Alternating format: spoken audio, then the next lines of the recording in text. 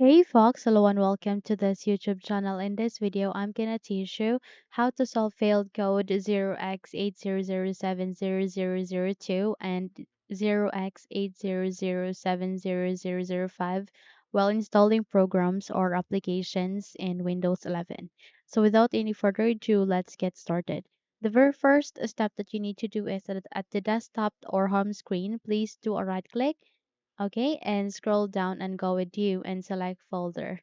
Once you have created a new folder, try to place the particular or certain application that you want to run or install here in your Windows and try to move that into the folder that you have just created. Try to drag it here at the new folder.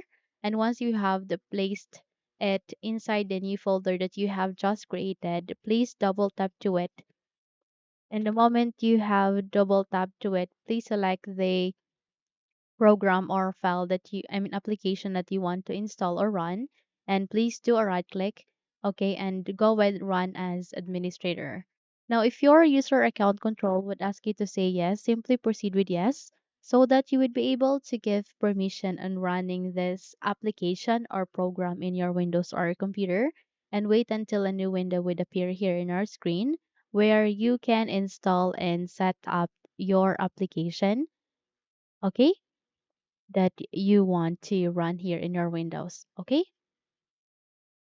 again, please do a right click and go with run as administrator and wait until a new window would appear, which is your program where you can set up the application. Okay, so now it's working. That's it. Simply install it and set it up, and you're good to go.